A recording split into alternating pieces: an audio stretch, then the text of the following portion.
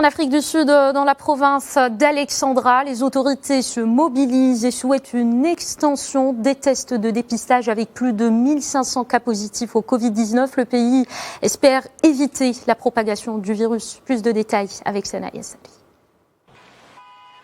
C'est la solution trouvée en Afrique du Sud pour ceux qui ne peuvent pas se rendre dans les centres hospitaliers.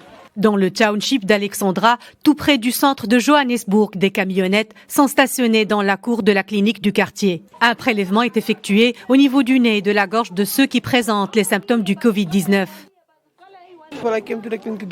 Je suis venu pour faire mon contrôle de tension artérielle car c'est la solution trouvée en Afrique du Sud pour ceux qui ne peuvent pas se rendre dans les centres hospitaliers.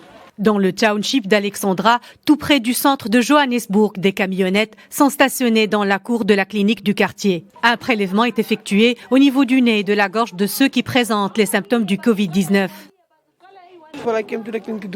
Je suis venu pour faire mon contrôle de tension artérielle car je souffre d'une hypertension aiguë. Je vois qu'il y a des personnes qui sont venues se faire tester par les services sanitaires et je souhaite moi aussi me faire dépister. Parallèlement à ces mesures, les autorités sud-africaines ont prévu la distribution gratuite de gel et produits désinfectants aux habitants d'Alexandra. Le but est de leur permettre de se protéger du coronavirus. J'ai repris espoir après avoir reçu ces moyens de protection et ces gels désinfectants. J'en suis très reconnaissant. L'Afrique du Sud est confinée depuis déjà une semaine et le pays compte plus de 1500 cas positifs, le plus grand nombre de cas repérés sur le continent. Toutefois, ces chiffres sont probablement loin d'être représentatifs de la réalité, selon les autorités qui entendent intensifier le dépistage pour avoir une meilleure vue de la situation et repérer des foyers d'infection.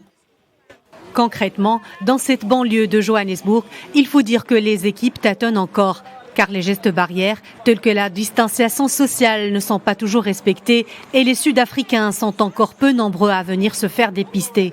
Si la pandémie des townships tels que ceux d'Alexandra, l'une des zones urbaines les plus pauvres de l'Afrique du Sud, augmente, alors la situation risque de devenir très préoccupante dans ce pays qui dispose de seulement 1000 lits de soins intensifs.